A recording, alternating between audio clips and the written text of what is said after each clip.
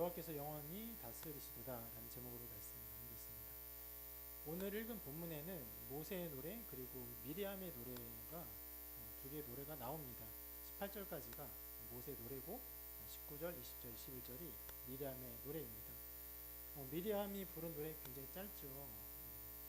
그래서 그 당시에 이렇게 노래하지 않았을까라고 생각되는데, 남자들이 모세의 노래를 불러가면은 그 어떤 예를 들어서 1절, 2절을 부른 다음에 여자들이 미리암의 노래를 화답하듯이 부르고, 또 남자들이 또 3절, 4절, 5절을 부르면 또 그 뒷부분을 19절, 20절, 21절을 여자들이 부르고 이렇게 교창하면서 부르지 않았을까 그렇게 생각됩니다.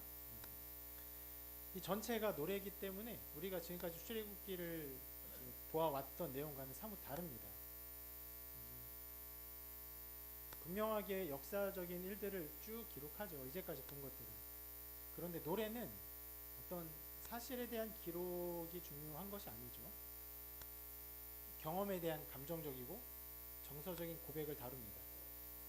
그래서 오늘 이 말씀을 보면서 이스라엘 백성이 가진, 또 모세가 고백한 정서적 부분들을 살펴보고, 하나님께서 어떻게 그러한 고백을 하게 하셨는가, 하나님 사역들을 함께 살펴보고자 합니다. 1절 말씀 이렇게 시작되는데 다시 한번 같이 읽어보겠습니다. 시작. 이때 모세와 이스라엘 자손이 이 노래로 여호와께 노래하니 일렀으되 내가 여호와를 찬송하리니 그는 높고 영화로우시며 마리와 그 탄자를 바다에 던지셨음이로다. 모세와 이스라엘 자손이 노래한 것이다 라고 설명하면서 노랫말을 쭉 적어갑니다. 제일 처음 시작에 이렇게 시작하죠. 내가 여호와를 찬송하리니, 이렇게 시작합니다. 오늘 굉장히 많은 절을 보긴 보는데 이 부분을 좀 먼저 집중적으로 보고자 합니다. 찬송하는 것, 이것은 인간이 가지고 있는 고유한 감각입니다. 자기에게 호의나 사랑을 베푼 어떤 대상을 기뻐하고, 그 대상을 즐거워하고, 심지어는 그 대상을 한없이 높이고자 하는 감정적 반응이 찬양입니다. 한편으로는 이렇게 말할 수 있어요. 우리의 삶은요, 이 찬양을 하고자 살아간다. 무엇입니까?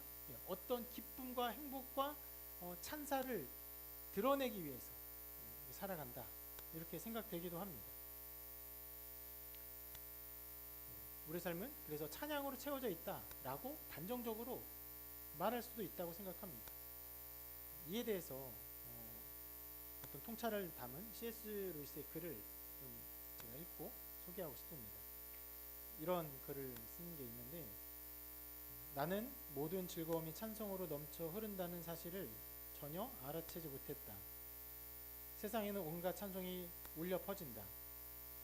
사랑하는 여인들을 찬송하는 연인들, 좋아하는 시인을 찬송하는 독자들, 시골 풍경을 찬송하는 보행자들, 즐기는 게임을 찬송하는 놀이꾼들 등, 그리고 날씨, 포도주, 접시, 배우, 말, 대학, 나라, 역사적 인물, 자녀, 꽃, 산, 희귀한 우표, 보기 드문 딱정벌레, 심지어 때로는 정치인과 학자에 대한 찬송도 있다. 정말 다양한 각계각층의 많은 것들을 말을 합니다. 그러한 것들로 우리 삶이 가득 채워져 있다라고 고백하면서 실은 처음에 말하죠. 그렇게 찬송으로 넘쳐 흐른다는 사실을 몰랐다. 실은 이 글이 어디서 나온 거냐면, 하나님이라는 절대적 존재가 인간으로부터 찬양받기를 기뻐하신다는 개념을 C.S. 루이스가 굉장히 이상하게 생각했어요. 그것은 그의 말을 빌려서 표현한다면, 칭찬을 받기 원하는 허영심 많은 여인과 같은 태도처럼 여겨졌다. 하나님이 무엇이 부족합니까? 가득 충만이 다 있잖아요. 그럼에도 불구하고 사람들에게 찬양받기를 원한다는 것이, 굉장히 많은 것을 가지고 부자인 허영심 많은 여자가 계속 찬송받고 찬사를 받고 높임받기를 원하는 그런 마음처럼 여겨져서, 하나님을 찬양한다는 것, 하나님을 찬양한다, 하나님 기뻐하신다는 것, 이런 개념이 굉장히 이상하게 여겨졌다는 것인데, 그런데 알고 보니까 실은 우리의 모든 삶은 찬송으로 가득 차 있다라고 이렇게 말하는 것입니다. 그래서 계속해서 이렇게 말을 합니다. 우리가 즐기는 것을 기쁘게 찬송하는 이유는 찬송이 그 즐거움을 표현할 뿐 아니라 그것을 완성하기 때문이라고 나는 생각한다. 찬송은 정해진 완성인 것이다. 연인들이 서로에게 얼마나 아름다운지를 계속 말하는 것은 칭찬에서 나오는 것이 아니다. 그 기쁨은 표현될 때까지 완성되지 않기 때문이다. 찬송하면서 그 기쁨이 드디어 비로소 완성되는 것이다. 풍성하게 아이를 사랑하는 부모의 마음에서, 연인을 사랑하는 연인의 마음에서 아이를 예뻐해서 뽀뽀하고 예쁘다고 하고 안고 엉덩이 두드리고 하는 것을 통해서 무엇이 완성됩니까? 그 사랑의 어떠함이 완성되는 거죠. 사랑한다고 그래 사랑해 근데 가만히 있어요. 아무것도 하지 않아요. 연인이 사랑한다고 말하면서 아무것도 하지 않아요. 그 사랑의 완성인가? 사랑이 다 되었나? 사랑이 없다고 말할 수는 없어요. 사랑이 있어요. 마음속에 있습니다. 그런데 표현하면서 말을 하면서 비로소 그 관계가 더 아름다워지고 풍성해지고 기름이 흐르고 기쁨이 넘쳐 흐르고 사랑이 가득 채워 흘러 넘치는 것을 보는 것이죠. 그래서 이렇게 표현하는 것이에요. 찬송은 완성이다. 즐거움의 완성이다. 이처럼 우리 삶은요, 어떤 면에서 수많은 것들에 대한 찬송과 기쁨에 대한 고백으로 가득 차 있습니다. 심지어는 인간이 그것을 하기 위해 살아간다. 무엇을? 즐거움을 표현하기 위해서. 와, 이거는 너무 맛있어. 와, 이거는 너무 아름다워. 이거는 너무 재밌어. 저건 너무 훌륭해. 이것을 하고자 하는 어떤 표현을 위해서 우리가 살아간다라고까지 말할 수 있다. 여러분, 이것이 없는 삶이 얼마나 삭막합니까? 경탄과 경의와 찬송이 없는 삶 얼마나 메마릅니까?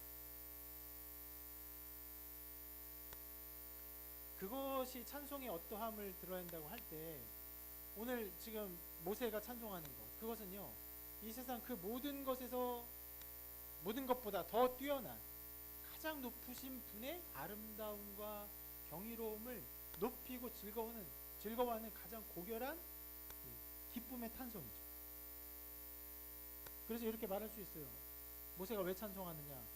하나님이 그를 위해 베푸신 은혜로 인해 하나님을 높이지 않고는 견딜 수 없는 마음이 터져 나오는 거죠.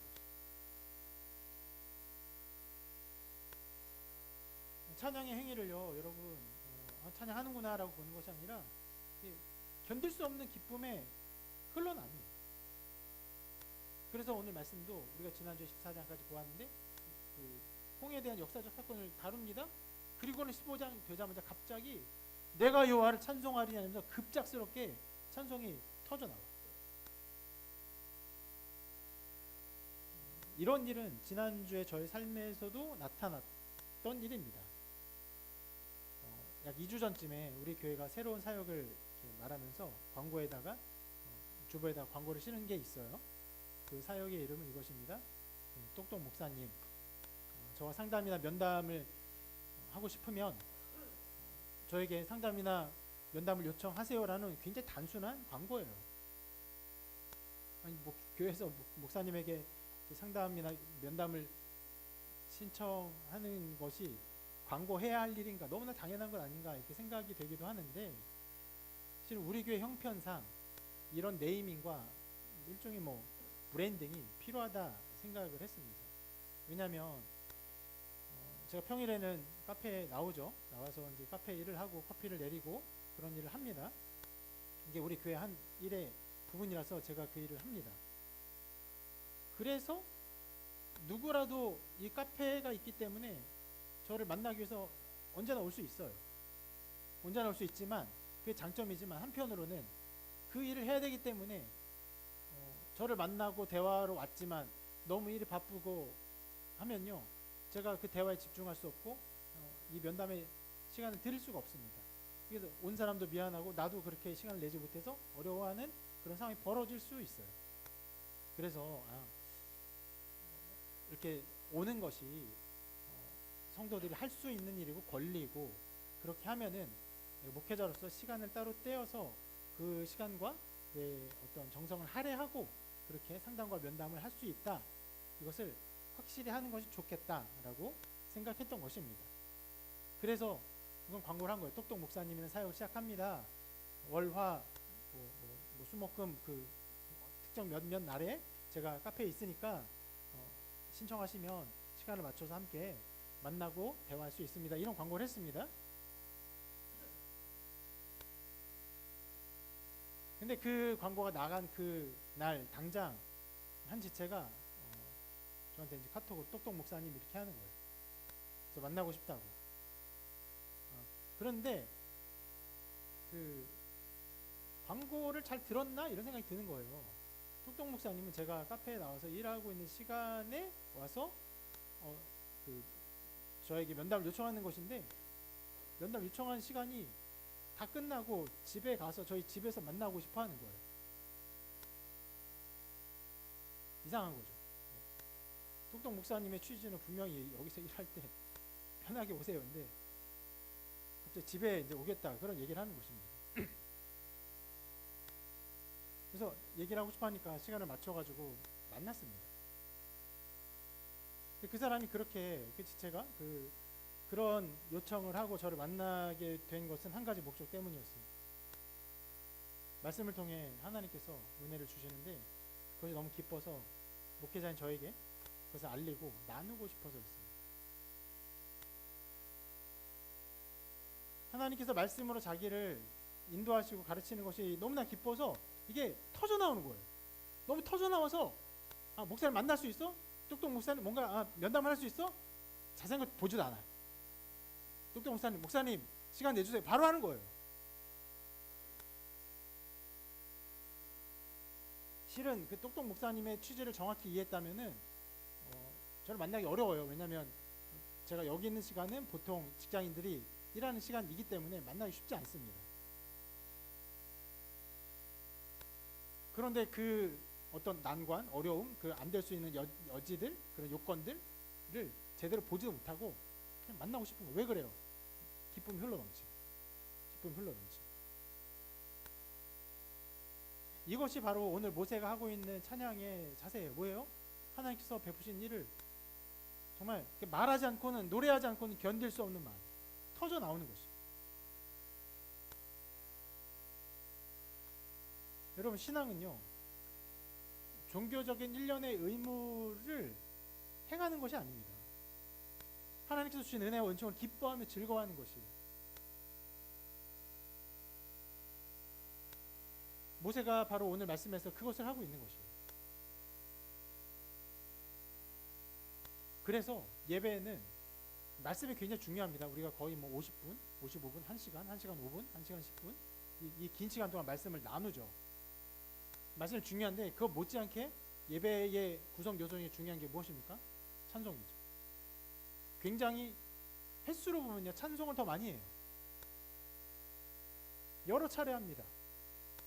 시작 전에도 찬송으로 이렇게 음악을 깔고 율동하며 찬송하고 인내송하고 또 여러 곡 찬송하고 그 설교에 찬송하고 마지막 때 또 찬송하고 계속 찬송합니다. 왜 그렇습니까? 하나님을 기뻐하고 즐거워하는 감정적 반응이 이 신앙의 중요한 것이기 때문에 이 찬송을 매우 중요하게 다루고 그렇게 하는 것입니다. 최근에 신의 악단이라는 영화가 개봉했습니다. 신의 악단, 다른 말로 찬양팀이에요. 이게 북한의 공산당 공무원, 그러니까 공산당이 예수 믿는 자들을 잡아서 어떤 면에서는 법적 처리를 하는 그런 사람들인데, 그런 사람들이 예수님을 믿게 되는 어떤 그런 얘기를 다룬 기독교 영화입니다. 기회 되시면 여러분 보시기 바랍니다. 좋은 영화고 은혜되는 영화입니다. 근데 이 영화가 거의 대부분 찬양으로 꽉 채워져 있어요. 실은 소재가 신의 악단 찬양팀이기 때문에 찬양을 다룬 것이기도 하지만 신앙을 표현하는 가장 명료하고 아름다운 그리고 선명한 방법이 찬양이기 때문에 찬양을 여러 차례 부릅니다.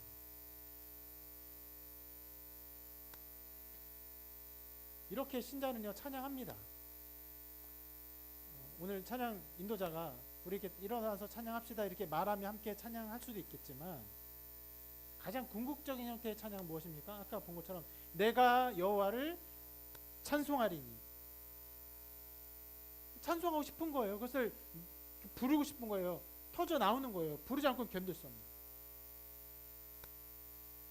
여러분 오늘 이 긴 찬양의 어떠한 것을 보면서 어쩌면서 이 첫 번째에 나온 이 부분, 하나님을 기뻐하고 즐거워하는 고백, 그것이 터져 나오는 신앙의 넘쳐 흐름이 여러분 삶 가운데 가득하기를 축원합니다. 그러면 여러분 어떻게 우리가 하나님을 찬양할 수 있을까요? 모세는 어떻게 하나님을 찬양합니까? 어떻게 그렇게 넘쳐 나오는 찬양을 하게 되었습니까? 바로 하나님의 일하심을 바라본 것이죠. 하나님의 일하심을 볼 때 그로 말미암아 찬양합니다. 오늘 말씀에서 굉장히 중요하게 강조된 것이 바로 하나님의 일하심입니다. 처음 시작부터 그렇게 말하죠. 말과 그 탄 자를 바다에 던지셨음이로다. 누가? 하나님이 던지셨어요. 계속 또 노래합니다. 이 노래 부분 같이 한번 읽어볼게요. 시작. 여호와는 용사시니 여호와는 그의 이름이시로다. 그가 바로의 병거와 그의 군대를 바다에 던지시니 최고의 지휘관들이 홍해에 갇혔고 깊은 물이 그들을 덮으니 그들이 돌처럼 깊음 속에 가라앉았도다. 바로의 군대가 죽는 와중에서 하나님이 용사다. 하나님께서 이제 군사적 행동을 하는 용사이다라고 말하면서 하나님께서 병거와 그의 군대를 던지셨다라고 노래합니다. 또 계속 한번 읽어볼게요. 시작. 여호와여 주의 오른손이 권능으로 영광을 나타내시니이다. 여호와여 주의 오른손이 원수를 부수시니이다. 주께서 주의 큰 위엄으로 주를 거스르는 자를 엎으시니이다. 주께서 진노를 바라시니 그 진노가 그들을 지푸라기같이 사르니이다. 주의 콧김에 물이 살 때 파도가 언덕같이 일어서고 큰 물이 바다 가운데 엉키니이다. 주께서 바람을 일으키심에 바다가 그들을 덮으니 그들이 거센 물에 납같이 잠겼나이다. 홍해 사건의 모든 것을 생각하면서 계속 말한 게 무엇입니까? 주께서, 여호와 주께서 하나님께서 하셨다. 하나님께서 그렇게 하셨다. 하나님이 이 모든 것을 이루셨다. 이것을 계속 노래해요. 그것이 이 찬송의 전체의 가장 중요한 목적이고 그것을 드러내고 있는 것입니다. 여기에 모세의 신앙과 묵상이 담겨 있습니다. 실제로는 하나님이 홍해 사건이 일어날 때 하나님이 등장하셨나요? 아니요, 등장하지 않으셨죠. 바람이 불 뿐이었어요. 기이한 일이지만, 하나님의 능력으로밖에 볼 수 없는 일이지만 바람이 불 뿐이었어요. 그러나 이렇게 계속 노래해요. 하나님께서 그렇게 하셨다. 주께서 그렇게 하셨다. 무엇을 하는 겁니까? 하나님께서 하신 일을 묵상하며 그것을 찬양하고 있는 것입니다. 여기에 우리의 찬양의 방법이 나와 있는 것이에요. 하나님의 일을 묵상하는 것이에요. 그것을 바라보는 것이에요. 그것 가운데 우리의 찬양 고백이 나와야 하는 것입니다. 제가 이렇게 설명하면요, 어떤 사람들은 저에게 이렇게 반문할 수도 있습니다. 아니 목사님, 모세는 홍해가 갈라지는 엄청난 일, 기적을 보았기 때문에 하나님 하신 일인 것을 알았고 그래서 노래한 것 아닙니까? 우리에게는 그러한 일이 일어나지 않습니다. 그래서 우리는 찬양하기 어렵습니다. 근데 그런 질문은 꽤 합당합니다. 그래서 우리의 신앙이 쉽지 않은 부분이 있습니다.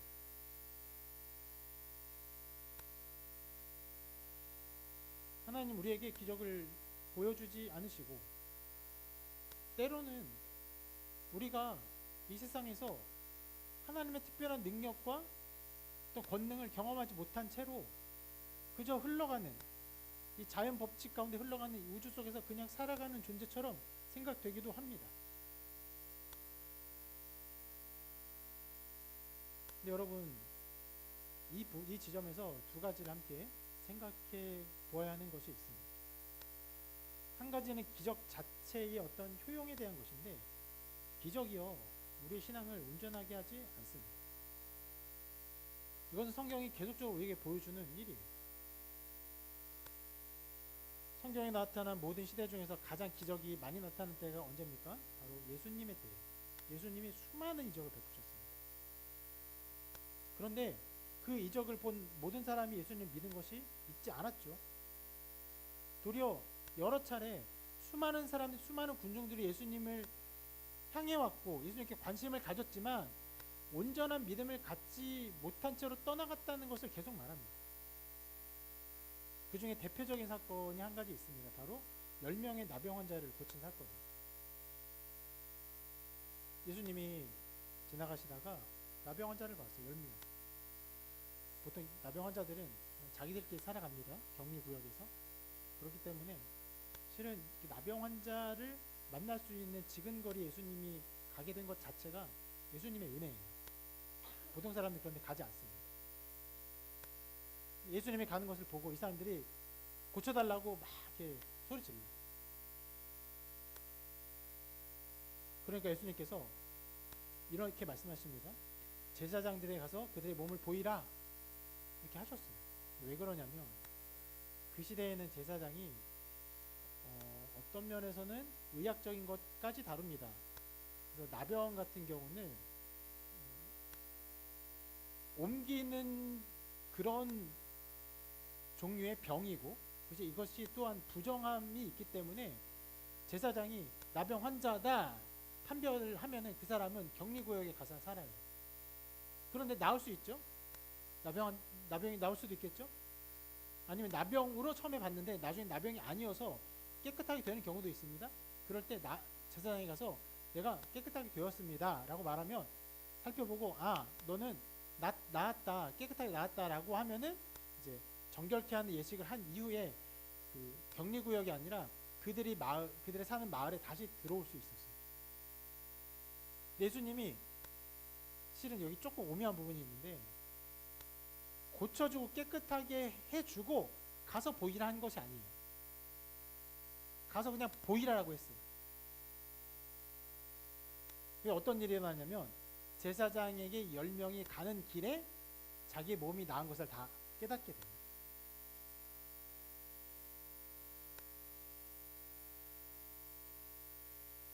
그 뒤에 어떻게 됐을까요? 그 중에 한 사람만 예수님께 돌아와 엎드려 감사합니다. 그러니까 예수님께서 이렇게 말씀하세요. 이 이방인 외에는 하나님께 영광을 돌리러 돌아온 자가 없느니라.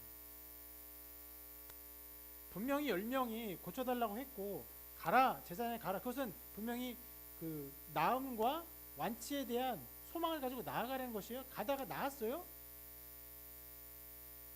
그러면 모든 사람이 예수님에게 와서 감사와 영광을 돌려야 되는데 한 사람 말고 오지 않아요. 여러분 이런 일이 일어나는 거예요. 이적이 있어도 믿지 않는 사람들이 많습니다. 그렇기 때문에 아까 전에 제가 했던 어떤 하나의 반문, 목사님 모세는 홍해를 봤기 때문에 하나님을 찬양한 것 아닙니까? 우리는 이적을 보지 않았기 때문에 찬양 못합니다.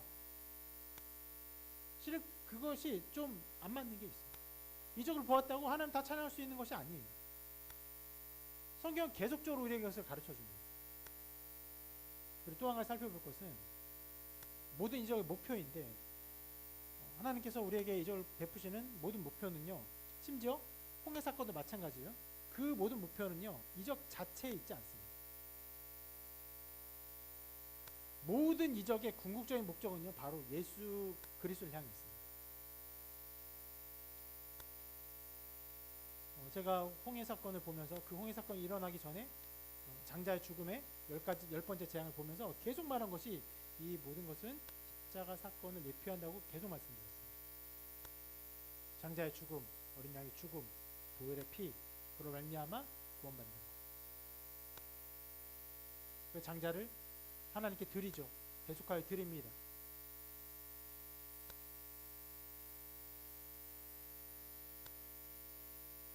그렇게 홍해 사건이 그렇게 나타날 뿐만 아니라 성경에 나오는 모든 이적과 능력들은요. 하나님의 은혜와 은총, 구원, 특별히 예수 그리스도의 구원의 일들을 드러내는 목적으로 주어진 것입니다.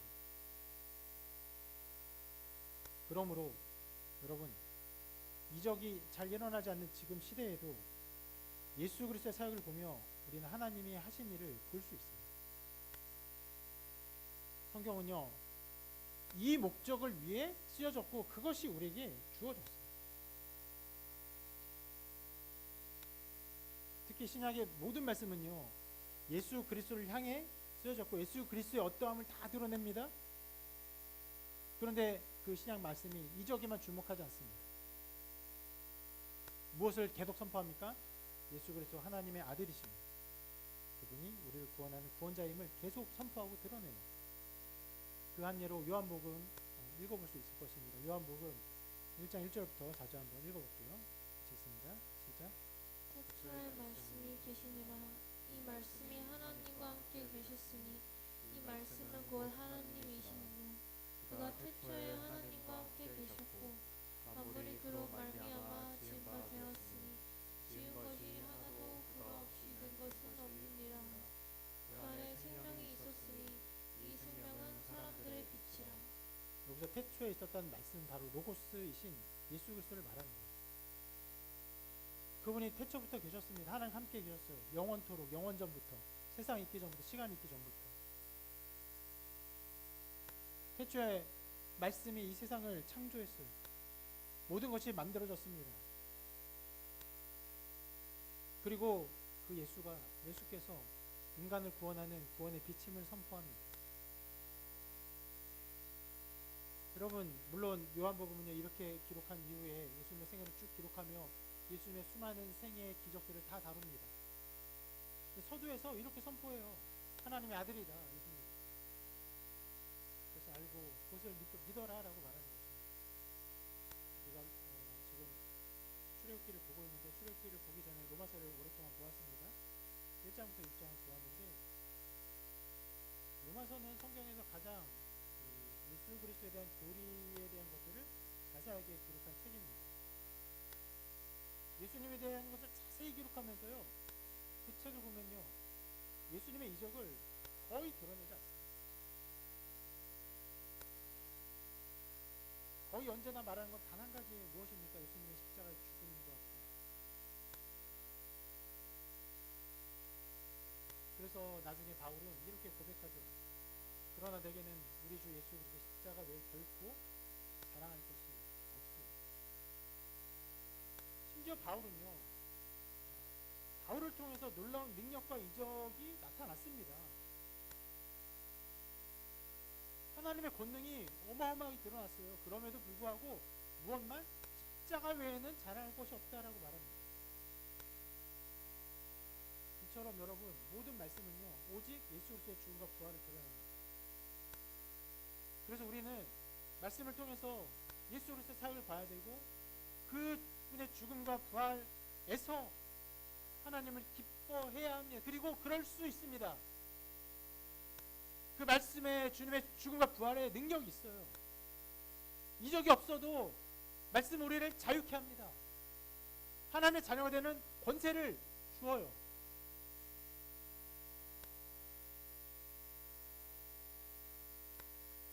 수많은 철학자들이, 수많은 과학자들이 이 세상의 근원을 찾기 위해서 연구합니다. 노력해요. 치열한 싸움을 합니다. 예수 믿는 자들은 아주 단순하게 세상의 근원을 고백합니다. 하나님의 아버지 되십니다. 예수입니다. 구원자 되십니다.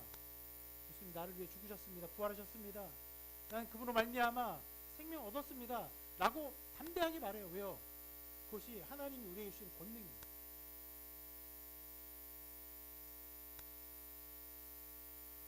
할 수 있으면 여러분, 유튜브에서 무신론자와 혹은 기독교 신학자들의 대화를 한번 보시길 바랍니다.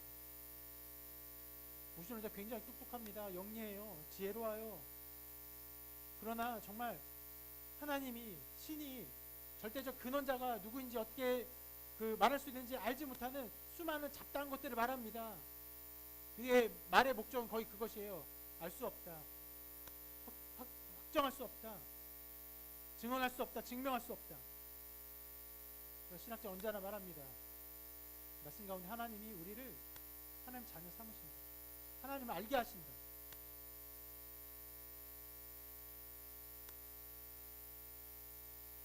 아까 전에 제가 모세의 찬양 이야기를 보면서 모세가 홍해 사건을 보았기 때문에 하나님 찬양했다라는 것을 것을 함께 우리 살펴보았습니다. 근데 모세 찬양의 진가는 거기에 그 사건을 보았다는 것에 있지 않죠. 실상 똑같은 이적을 보고도 그것을 경험하고도 이스라엘 백성은요 이후에 곧 불평과 불만을 합니다. 우리가 오늘 지금 18절까지 읽었거든요. 19, 20, 21절이 미리암의 노래입니다. 다음 주에 이제 보게 될 본문인데 곧장, 정말 곧장 22절부터 이렇게 기록해요. 같이 한번 읽어볼게요. 모세가 홍해서 이스라엘을 인도하며 그들이 나와서 수르 광야로 들어가서 거기서 사흘 길을 걸었으나 물을 얻지 못하고 마라에 이르렀더니 그곳이 물이 써서 마시지 못하겠으므로 그 이름을 마라라 하였더라. 백성이 모세에게 원망하여 이르되 우리가 무엇을 마실까 하매 첫 인도, 홍해에서 나와서 곧장 인도하자마자 물이 없으니까 백성들이 불평합니다. 너무 차이 나는 거예요. 모세의 그 고백과 이스라엘 백성들의 이 불평이, 그 간격이 큽니다. 그래서 이렇게 말할 수 있어요. 모세의 찬양은요, 홍해 사건이 일어났기 때문에, 그 놀라운 이적이 일어났기 때문에 아주 자연스럽고 당연하게 나오는 반응이라기보다는 그가 보이는, 그가 고백하는 신학적인, 신앙적인 고백이며 성격 라고 말할 수 있어요. 홍해를 경험해도 그 안에 하나님의 일하심을 바라보지 않는 자들은요 금방 눈앞에 나타나는 여러 가지 일들로 말미암아 불평과 불만을 합니다. 그러나 모세는요 이 모든 일 안에 하나님이 하신 일들을 깊이 생각해요. 깊이 바라보고 묵상합니다. 겉으로는 하나님이 전혀 나타나지 않았지만, 바람이 불어서 그냥 그 바다가 갈라질 뿐이었지만 뭐라고 노래합니까? 말과 그 탄자를 바다에 던지셨음이로다. 누가요? 하나님. 실은 이 두 사건, 두 일에는요 굉장히 큰 간극이 있어요. 죽은 것은 그냥 물이 죽게 한 거예요. 물에 빠져 죽은 것 뿐이에요. 그러나 하나님이 하신 일을 그렇게 분명하게 노래합니다.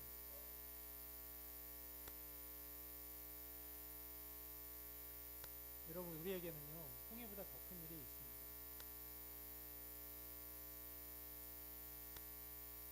무엇입니까? 바로 하나님이 능력을 베푸신 홍해가 아니라 하나님 자체이신 하나님의 아들이 이 땅에 오셔서 우리에게 자신을 내어주시고, 또 우리에게 자신을 내어주사 죽음에 이르시고 그리고 부활하신 그 사건입니다. 여기 말씀 같이 읽어보겠습니다. 시작. 이러므로 하나님이 그를 지극히로부터 그 이름을 이르를 주사 하늘에 있는 자들과 땅에 있는 자들과 땅 아래에 있는 자들도 모든 무릎에 예수의 이름을 꿇게 하시고 모든 입으로 예수 그리스도를 주라 시인하여 하나님 아버지께 영광을 돌리게 하셨느니라. 하나님께서 이것을 원하십니다. 하나님께서 예수 그리스도를 높이셨어요. 그래서 하늘에 있는 자들, 땅 위에 있는, 땅 아래에 있는 모든 자들로 어디에요? 예수의 이름에 무릎을 꿇게 하시고 모든 입으로 예수 그리스도를 주라 시인하여 하나님 아버지께 영광을 돌리게 하십니다. 이것이 하나님이 원하시는 일, 다른 것이 아니에요.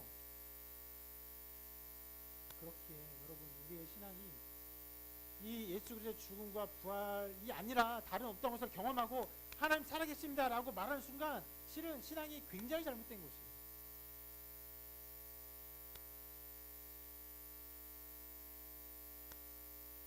예전에 어떤 그 청년이 그런 자기의 경험을 고백한 적이 있습니다.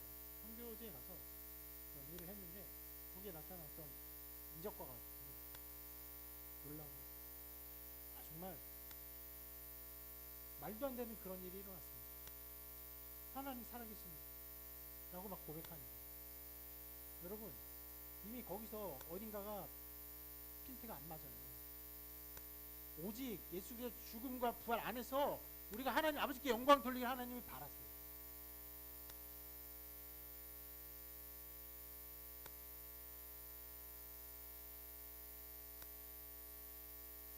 하나님이 이것을 반드시 원하십니다. 그러므로 우리는 십자가에 나타난 예수님의 죽음, 그 부활에 나타난 예수님의 부활, 이것을 깊이 묵상해야 하고 그리고 말미암아 찬양해야 합니다. 히브리서는 우리에게 수많은 증인들을 얘기합니다. 이런 식으로 먼저 시작하는 부분이 있는데, 믿음으로 아벨은 가인보다 더 나은 제사를 하나님께 드림으로 의로운 자라 하시는 증거를 얻었으니, 누구부터 시작합니까? 아담과 하와의 아들, 두 아들, 바로 가인과 아벨부터 시작을 합니다. 이렇게 하면서 인류의 그 최초의 사람부터 믿음의 어떤 사람들의 일들을 쭉 나열합니다. 그리고 이어서 이렇게 말해요. 읽어볼게요, 같이. 시작. 이름으로 노아는 아직 보이지 않는 일에 경고하실러야 동양으로 방주를 준비하여 그 집을 구원하였으니 이로 말미암아 세상을 정죄하고 믿음을 따르는 우리의 상속자가 되었느니라. 이름으로 아브라함은 부르심을 받았을 때 신성하여 장래 유업으로 받을 땅에 나아갈세. 발판을 알지 못하고 나아갔으며. 세상을 물로 심판한 가장 큰 하나님의 진노였죠. 대홍수. 그때 있었던 노아의 일을 말하면서, 노아도 보이지 않는 일의 경고에서 받아 경량한 반주를 준비했다 하면서 노아의 일을 말합니다. 그리고 나서는 아브라함의 일을 말하죠. 믿음의 조상인 아브라함. 이렇게 중요한 인물들을 다 말해요. 그리고 우리가 지금 살펴보고 있는 모세에 대해서 이렇게 말합니다. 같이 읽어볼게요. 시작. 이름으로 모세가 났을 때그 아름다운 아이를 보고 석 달 동안 숨겨 왕의 명령을 무서워하지 아니하였으며 믿음으로 모세는 장성하여 바로의 공주의 아들이라 칭함받기를 거절하고 도리어 하나님의 백성과 함께 고난받기를 잠시 죄악의 낯을 누리는 것보다 더 좋아한다고. 모세가 태어났을 때 했던 일들, 그리고 모세가 하나님의 백성과 함께 거하기를 즐거워했던 그의 마음을 이렇게 또 기록합니다. 그리고 모세의 사역을 이렇게 기록합니다. 읽어볼게요. 시작. 이름으로 애굽을 떠나 왕의 고함을 무서워하지 아니하고 곧 보이지 아니하는 자를 보는 것 같이 하여 참았으며 믿음으로 유월절과 피 뿌리는 예식을 정하였으니 이는 장자를 멸하는 자로 그들을 건드리지 않게 하려 한 것이며 믿음으로 그들은 홍해를 이집트같이 건넜으나 애굽 사람들은 이것을 시험하다가 빠져 죽었으며. 네, 애굽을 떠난 것, 유월절을 지킨 것, 피 뿌린 예식을 했던 것, 그리고 홍해를 건넌 것, 이 모든 것들을 다 기록합니다. 이렇게 믿음으로 수많은 사람들을 쭉 기록합니다. 더 많이 기록해. 제가 몇 군데만 핵심적인 사람들만 뽑아서 이제 갖고 온 것이에요.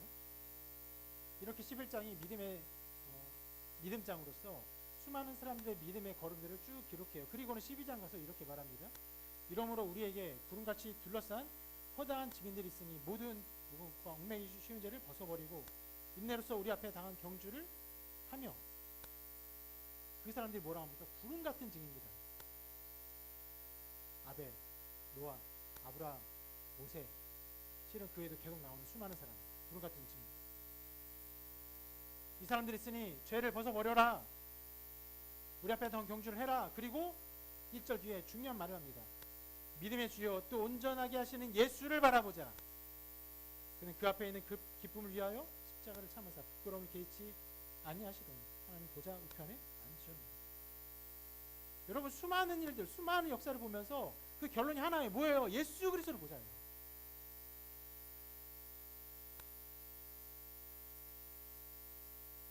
그러므로 아까 본 것처럼 목사님, 이적이 우리에게 없는데요. 이것은요, 성경의 모든 기록 목적과 성경이 우리 가르친 바를 전혀 모르는 소리예요. 성경 언제나 우리에게 그 모든 것, 모든 일, 모든 사역, 모든 일의 목표인 예수 그리스도를 바라보라라고 말해요. 그리고 그분 어떤 일 하십니까? 우리를 온전케 하세요. 자유케 하십니다. 우리 죄 속박에서 벗어나게 하세요. 모든 무거운 것과 얽매이기 쉬운 죄, 그것을 벗어나게 해요.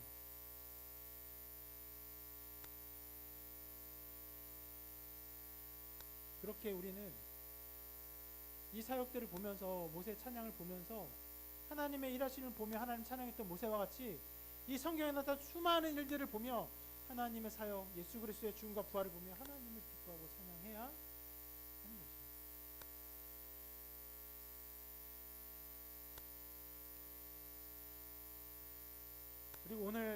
모세가 부른 찬양에서 하나님의 일하심 외에 또 하나 강조되고 있는 것이 있는데 그것은 바로 하나님의 심판하심입니다.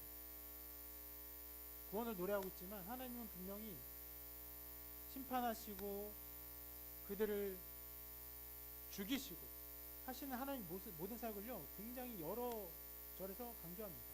특히 9절에서 이렇게 강조합니다. 한번 같이 읽어보겠습니다. 시작. 주가 말하기를 내가 뒤쫓아 따라잡아 설침물을 나누리라. 내가 그들로 말미암아 내 영광을 채우리라. 내가 내 칼을 빼리니 내 손이 그들을 멸하리라 하였으나. 기본적으로 모세는 그 바로와 같은 자들 애굽의 군대를 뭐라고 말합니까? 원수라고. 죄인은 하나님 대적하는 자들은요 어쩌다가 죄를 지은 그런 불쌍한 자가 아니라 성경은 말합니다. 하나님의 원수라고 말합니다. 그래서 이렇게 말하죠. 주께서 바람을 일으키심에 바다 그들을 덮으니 그들이 거센 물에 납같이 잠깁니다. 하나님 심판하십니다. 왜요? 원수기 때문에. 그 원수라는 것 자체가 죄인들, 멸망받을 자들의 특징을 보여주는데 실은 그 멸망받을 원수들의 특징이 9절에서 또 이렇게 표현됩니다. 이 부분이 있는데 내가 그들로 말미암아 내 욕망을 채우리라. 여러분 이것이 원수의 특징입니다. 무엇을 합니까? 자기를 높입니다. 자기의 욕망을 높입니다. 그것을 채우려고 해요. 자기를 높이는 모든 자는 하나님의 원수가 되는 것이요. 바울은 이렇게 말합니다. 내가 여러 번 너에게 말하였거니와 이제도 눈물을 흘리며 말하오니 여러 사람들이 그리스도의 십자가의 원수로 행하느니라.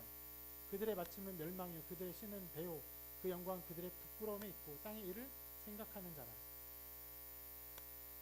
여러분 여기서 많은 사람은 어떤 아주 특정한 그 바로 같은 그런 권세자를 말하는 것이 아니에요.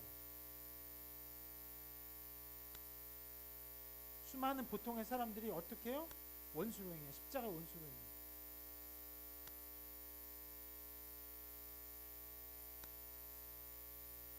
그들이 어떤 식으로 그 원수의 짓을 합니까? 써있죠. 그들의 신은 배다라고 말해요. 이게 배가 진짜 이거예요. 이 배예요. 그래서 NASB 영어 성경에서는요, 저 배라는 단어를 이렇게 번역했습니다. appetite. 뭐요? 식욕이에요, 식욕. 식욕으로 대표되는 자기의 욕망, 자기 욕심을 채우는 것이 그들의 신이다라고 말을 해요. 여러분, 아까 대표 기도자가 실은 거의 이 개념을 가지고 기도를 했어요. 채울 수 없는 공허함이 있기 때문에 어떤 쾌락을 추구합니다. 어떤 것들을 바라보아요. 그리고 그것을 채우려 해요. 자기의 만족을, 자기의 유익을 채우려고 합니다.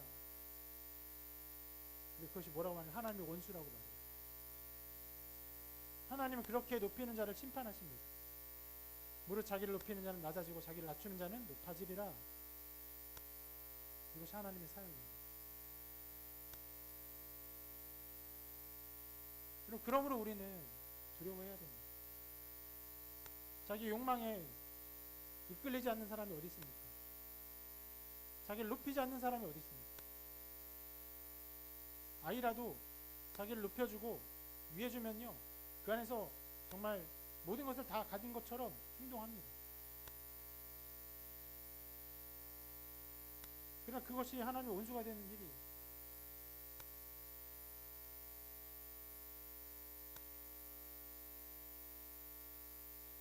원수에 대해서는 그렇게 노래하고 그 반대로 하나님의 백성에 대해서는 이렇게 노래합니다.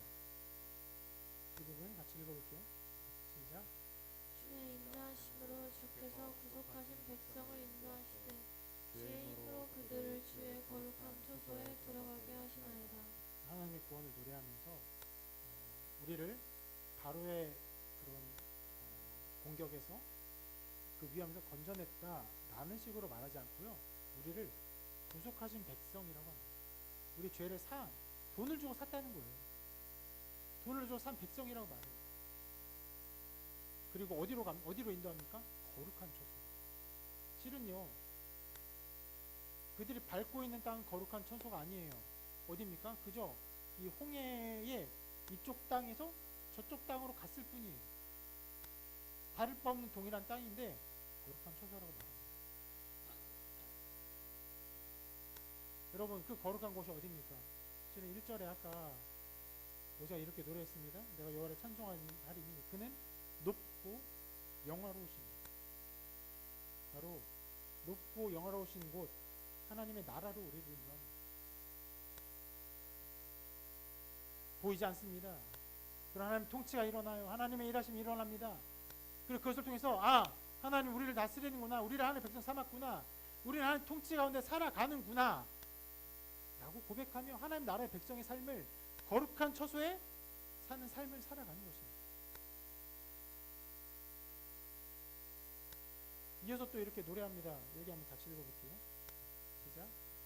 주께서 백성을 인도하사 그들을 주의 기업에 사누신 여호와여, 이는 주의 처소를 삼으시려고 예비하신 것이라.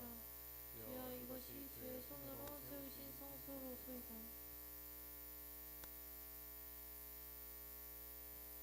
하나님이 세우신 거룩한 곳으로 우리를 인도합니다. 그 거룩한 곳에 우리를 심으신다, 그의 백성을 심으신다라고 말합니다. 여러분, 그렇게 말씀은 그의 백성들을 위험에서 건지는 것에 실은 그다지 주목하지 않습니다. 그들을 거룩한 나라에 두는 것, 하나님이 계신 그 자리에 두는 것, 그것에 더욱 집중하면서 하나님의 일하심을 노래합니다. 여러분, 그곳이 어디입니까? 아주 단순하게 말하면요, 그곳은 바로 교회입니다. 교회는 어떤 곳입니까? 그리스도를 머리로 하며 그의 몸된 지체가 하나의 몸을 이루는 장소예요.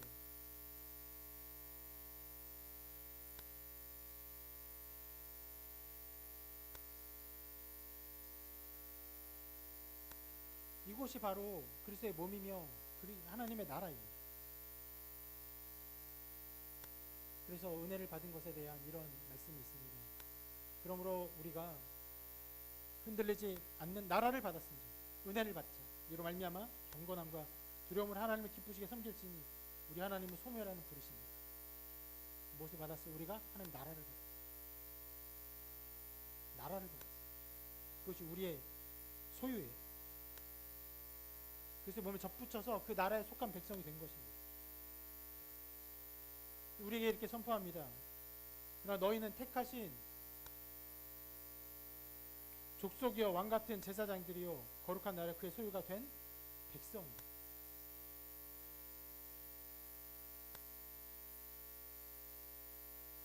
우리를 하나님의 백성이라고 해요. 여러분, 그의 나라에 속하게 된 백성으로서 하나님 우리를 어떻게 다스리십니까? 하나님 통치가 이렇게 나와 있습니다. 예레미야 31장 33절입니다. 그러나 그날 후에 내가 이스라엘 집과 맺을 언약은 이러하니 곧 내가 나의 법을 그들의 속에 두며 그들의 마음에 기록하여 나는 그들의 하나님이 되고 그들은 내 백성이 될 것이다. 여호와의 말씀입니다. 아주 신비롭게 내 마음에 하나님의 법을 주십니다. 하나님을 알게 하십니다. 그리고 고백하게 하십니다.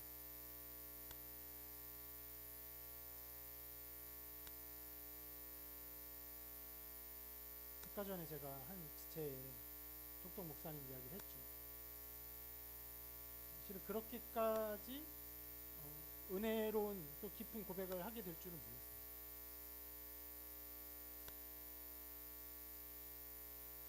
본인들이 말합니다. 12월과 1월이 다르다고요. 이렇게까지 다를 수 있을 줄 몰랐다.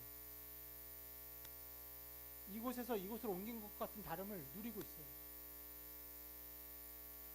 어떤 일이 일어나는 겁니까? 그들의 마음에 하나님의 말씀으로 하나님의 백성을 삼으시는 거예요. 어떤 이적이 일어났습니까? 아니요, 일어나지 않았어요.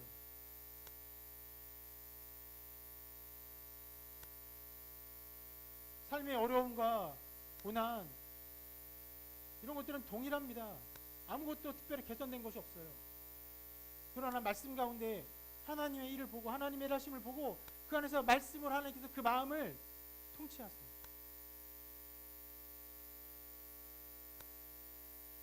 여러분 이것이 하나님이 하시는 일입니다.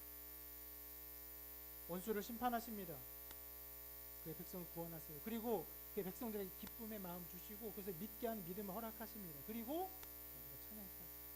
하나님을 우리를 구원하신 하나님을 찬양케 하십니다. 그래서 마지막에 모세가 이 노래의 끝에 이렇게 노래합니다. 여호와께서 영원 무궁하도록 다스리시되 영원하도록 그의 백성을 다스리신다고 고백합니다. 실상 이 고백처럼요 이스라엘 백성의 삶의 여정은요 그렇게 나타나지 않았어요. 아까 본 것처럼 이 말씀 끝나고 곧 바로 뒤에 불평불만합니다. 계속해요. 또 하고 또 합니다. 그러나 하나님 일하신 그 구원의 일들을 묵상하면서 하나님의 통치가 잠시 잠깐 있는 것이 아니라 우리를 영원토록 다스리심을 알고 고백하는 역사가 일어나는 것입니다. 모세에게만요? 아니요. 아까 말한 것처럼 우리 교회 한 지체에게도 그런 일이 일어나고 당연히 저에게도 그런 일이 일어나고 여러분에게도 그런 일이 일어나고 하나님의 자녀가 되는 존재를 줍니다. 하나님 기뻐하고 찬양하고 하나님은 우리로 하여금 찬양받기 마땅한 분이시고 그로 인해서 하나님 우리를 찬양케 하십니다. 이 하나님을 기뻐하고 즐거워하고 찬양하고